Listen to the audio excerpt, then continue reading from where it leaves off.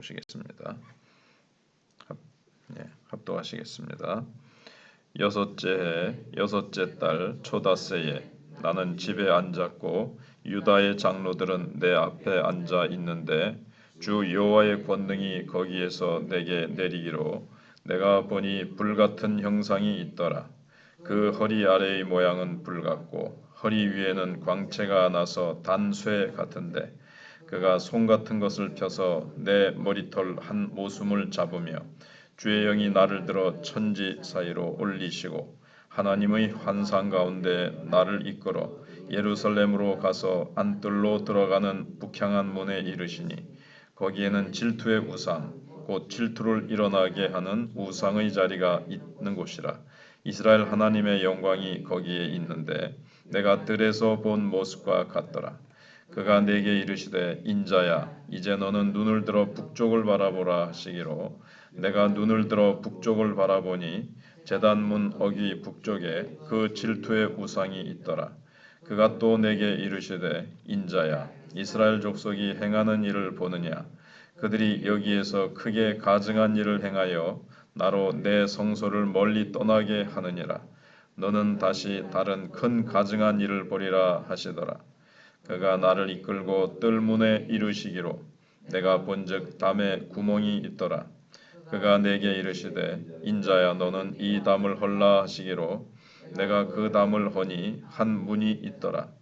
또 내게 이르시되 들어가서 그들이 거기에서 행하는 가증하고 악한 일을 보라 하시기로 내가 들어가 보니 각양곤충과 가증한 짐승과 이스라엘 족속의 모든 우상을 그 사방 벽에 그렸고 이스라엘 족속의 장로 중 70명이 그 앞에 섰으며 사반의 아들 야사나도 그 가운데 섰고 각기 손에 향로를 들었는데 향연이 구름같이 오르더라. 또 내게 이르시되 인자야 이스라엘 족속의 장로들이 각각 그 우상의 방한 어두운 가운데에서 행하는 것을 내가 보았느냐. 그들이 이르기를 여호와께서 우리를 보지 아니하시며 여호와께서 이 땅을 버리셨다 하느니라. 또 내게 이르시되 너는 다시 그들이 행하는 바 다른 큰 가증한 일을 보리라 하시더라. 아멘. 13절까지입니다. 네. 오늘 본문의 내용은 8장 9장이 같이 어떤 한 내용으로 이렇게 되어 있습니다. 세 장소가 나오는데 첫 번째 장소는 이제 바벨론에 포로되어 있는 에스겔 그리고 그곳에 있는 사람들의 모습이 나오고 다른 하나는 예루살렘의 그 위장된 거풀을 하나님이 탁 벗겨내시고 예루살렘 성전에 그 감추어진 은밀한 모습이 나옵니다. 그리고 세 번째는 이 위성적이고 추악한 예루살렘을 하나님이 이제 심판하시는데 그런 가운데서도 우상 숭배에 참여하지 않은 사람들을 미리 이마에 이제 먹그릇을 허리에 찬 사람이 이제 다니면서 우상 숭배하지 않은 사람들의 이마에 이제 표시를 하는 이제 그런 내용이 또 9장에 나옵니다. 먼저는 1, 2절에 에스겔에게 임한 하나님의 감동이 또 나타나고 있습니다. 1장에서 나타났던 그발 강가에서 하나님의 영광을 보았었는데 또 그런 하나님의 감동이 에스겔에게 임했던 겁니다. 근데 그거 감동을 통해서 하나님께서 이제 환상을 보여주시는데 붙들려온 장로들이 에스겔을 찾아와서 하나님의 말씀을 듣기를 원해서 그 집에 앉았습니다. 근데 하나님의 백성들에게 가장 중요한 것은 이제 하나님의 말씀을 듣기 위하여 이제 모이는 거죠. 여기 1절에 유다의 장로들이 내 앞에 앉아 있는데 그렇게 앉아 있는데 환상이 이제 임하는 거죠. 그래서 어떤 형상이 나타나서 에스겔의 머리 한 모슴을 잡고 이제 쭉 이제 끌어올려서 그 환상 속에서 이제 보여주는 겁니다. 일단은 장로들이 모여서 에스겔이 선지자니까 지금 그 선지자의 입을 통해서 나오는 말씀을 듣는 것, 참 이게 이제 귀한 거죠. 뭐 이 장로들이 지금 잘못돼 있는 자들이긴 하지만 하나님께서 그때 임하셔서 에스겔에게 뭔가를 보여주시는 거죠. 말씀을 듣기 위해서 모인다는 것. 이때 하나님은 일하시고 성령으로 역사하십니다. 우리가 하나님의 백성들에게 이렇게 말씀이 중요합니다. 말씀 없이 아무리 이런 계획 저런 뭐 것 많이 세우고 많은 일을 해도 그것은 전혀 하나님을 기쁘시게 할 수가 없습니다. 모두 다 자기를 기쁘게 하는 거죠. 말씀 듣지 않은 상태에서 말씀은 버려두고 자기의 힘으로 뭔가를 하겠다고 하는 것들은 다 하나님을 기쁘게 하지 못한다는 겁니다. 그래서 이제 에스겔 집에 장로들이 모여 앉아 있으니까 하나님의 권능이 임하셔서 그 보여주신 환상은 불같은 형상의 환상이었습니다. 사람의 모양인데 허리 밑은 그냥 불이고 허리 위는 광채가 나는 단쇠, 그러니까 불에 달구어진 빨간 시뻘건 이제 쇠 같은 이제 모양이었습니다.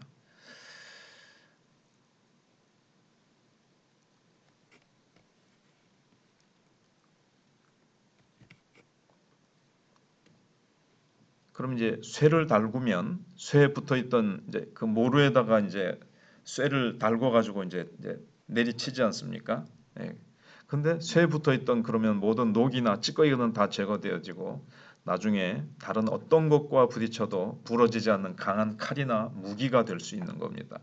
하나님의 사자가 이런 모습으로 나타난 것은 지금 포로되어 있는 유다 백성들을 하나님께서 어떻게 다루시는지를 보여주시는 겁니다. 하나님께서는 지금 그들을 화로에 넣어서 쇠를 달구고 계시는 겁니다. 그들은 지금 당장은 고통스럽고 당장은 소망이 없는 것 같지만 얼마 지나지 않아서 아주 견고한 하나님의 검, 하나님이 쓰시는 이 무기가 될 것입니다. 그렇기 때문에 우리 성도들은 지금 하나님의 불에 재련되어 믿어도 결코 시시하게 믿지 말고 철저하게 훈련받고 연단을 받아서 어떤 새와 부딪히더라도 부러지지 않는 하나님의 칼이 되도록 하나님이 연단하시는 거니까 그 연단을 잘 받아내야 됩니다. 근데 에스겔에게 여기서 이제 이상한 일이 일어났는데 3절에 송 같은 것이 펴서 머리를 한 모습 잡고 주의 영이 나를 들어 천지 사이로 올리시고 하나님의 환상 가운데서 나를 이끌어 예루살렘으로 가서 안뜰로 들어가는 북향한 문에 이르시니 거기에는 질투의 우상 곧 질투를 일어나게 하는 우상의 자리가 있는 곳이라 그랬습니다.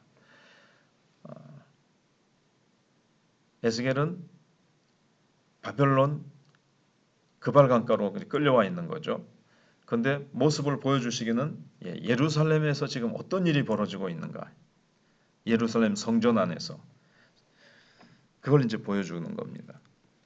왜 하필이면 머리카락을 이제 붙잡고 올라가는가 자세히는 알 수가 없습니다. 아마 이 에스겔을 다른 데를 잡으면 이제 막 에스겔이 다 타버릴까봐 그렇게 하는 것 같이 그렇게 보입니다.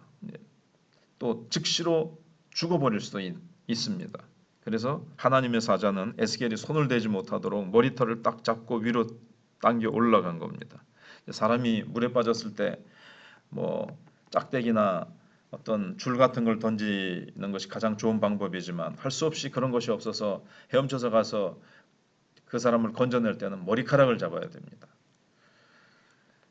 그런 것과 같은 어떤 이치라 그럴까요? 이제 그런 모습을 우리에게 이제 보여주고 있는 겁니다. 그래서 하나님의 천사가 도저히 에스겔의 몸은 손을 댈 수가 없어서 지금 머리카락을 잡고 끌어올려서 예루살렘 성전에서 되어지는 일을 보여주려고 하는 겁니다. 그래서 에스겔의 몸이 실제로 예루살렘에 갔다는 것은 아닙니다. 이제부터 하나님께서 예루살렘 성전의 실체를 하나씩 그 거풀을 벗겨서 실체를 드러내시겠다는 겁니다. 예루살렘 성전 안에 있는 그 부끄러운 곳, 그 치부를 보여주시는데 겉으로는 예루살렘 성전은 얼마나 아름답습니까? 모두 고급 재료로 지어져 있고 또 예루살렘이라는 도시도 그렇고요. 거리는 모두 돌로 포장이 딱 돼 있고 집들도 고급 재료로 딱 지어져 있습니다. 성벽도 좋은 재료로 지어져 있습니다. 이때 예루살렘 사람들은 경제적으로 풍족해서 아직 망하기 전입니다. 자녀들도 뭐 지금 우리나라로 하면 외국에 유학을 보내고 특히 예루살렘 여자들은 아주 사치스럽게 잘 살고 있었습니다. 예루살렘 성전은 그 어느 때보다도 예루살렘 그러니까 이제 솔로몬 이후로 변함없이 하나님을 섬기며 많은 사람들이 모여서 예배드리는 아주 종교적인 호황을 누리고 있었습니다.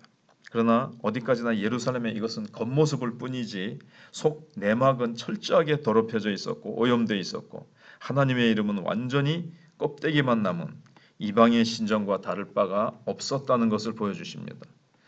예루살렘 성전에서 일어나는 네 가지 우상을 이제 하나님이 에스겔에게 보여주시는데 사람들은 이제 산이나 골짜기에서만 우상 숭배를 하는 줄 알았는데 예루살렘 성전 바로 그 안에서 그것도 여기 70인 장로들이 나오죠. 지도자들에 의해서 이렇게 공공연하게 우상 숭배가 일어나는 것은 전혀 알지 못했습니다. 그러나 하나님께서 에스겔에게 그 실체를 딱 보여주시는 겁니다. 5절에 그가 내게 이르시되 이제 너는 눈을 들어 북쪽을 바라보라 하시기로 내가 눈을 북쪽을 바라보니 제단 문 어기 북쪽에 질투의 우상이 있더라. 왜 질투의 우상이라는 이름이 붙였는지 정확지는 않습니다만은 하나님의 질투를 일으키는 거겠죠. 근데 이스라엘 백성들이 왜 그렇게 이름을 그러니까 누가 붙였는지는 모르지만 하나님 질투하려면 질투해 보세요. 우리는 마음대로 우리 마음대로 섬기고 싶은 신을 섬기겠습니다. 하면서 하나님을 그냥 함부로 막대하는 거죠. 이스라엘 사람들은 성전에서 그 제단의 짐승을 태워서 하나님 앞에 탁 이렇게 각을 떠서 바침으로 말미암아 그래서 거기는 이제 막 피도 흘리고 짐승 태우는 냄새도 나고 막 이 성전이 다른 이방 신전처럼 뭐 향기롭고 멋지고 그런 것이 아니었습니다. 그러나 죄를 용서받는 곳은 바로 이 예루살렘 성전 안에 있는 그 제단이었습니다. 우리로 하면 이제 십자가죠. 십자가의 예수의 보혈인데 그 예수의 보혈만이 우리의 죄를 용서해 주시는 놀라운 그 능력의 십자가지 않습니까? 근데 그 당시에는 모형이긴 하지만 세상에 수많은 아름다운 제단이 많이 있었지만 죄를 해결할 수 있는 곳은 바로 그 예루살렘 성전 안에 있는 제단이었습니다. 솔로몬이 뭐 금과 백향목으로 멋지게 짓긴 했지만 핵심은 제단 위에서 우리의 죄를 위해서 대신 죽는 바로 그 짐승과 제물과 번제 그 제사였던 거죠. 그런데 이스라엘 백성들은 그게 싫었던 겁니다. 그 큰 그 은혜의 장소를 귀히 여기지 않고 뭐 짐승 우는 소리, 피 냄새, 고기 타는 냄새 뭐 이런 것보다도 다른 이방인들이 섬기는 제단에 가보니까 이게 뭐 참 멋지게 뭐 형형색색으로 막 예쁘게 또는 뭐 재밌게라 그럴까요? 뭐 이렇게 영 다르게 해놨단 말이에요. 그래서 우리 한번 이걸 한번 갖고 와보자. 근데 그게 바로 질투의 우상이 되고 투기의 우상이 되는 겁니다. 하나님께서 투기하시든지 말든지 알아서 하세요. 뭐 이런 의미가 이제 들어있다는 거죠.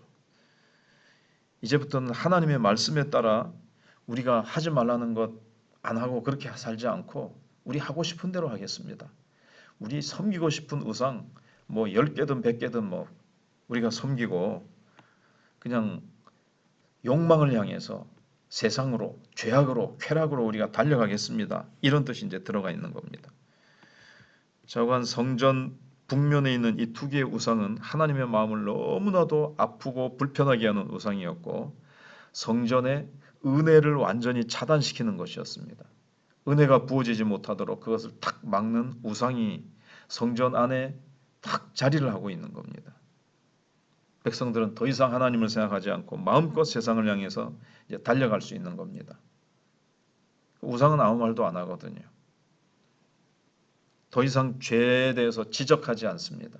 그 우상은 죄에 대해서 심판하겠다고 말하지 않습니다.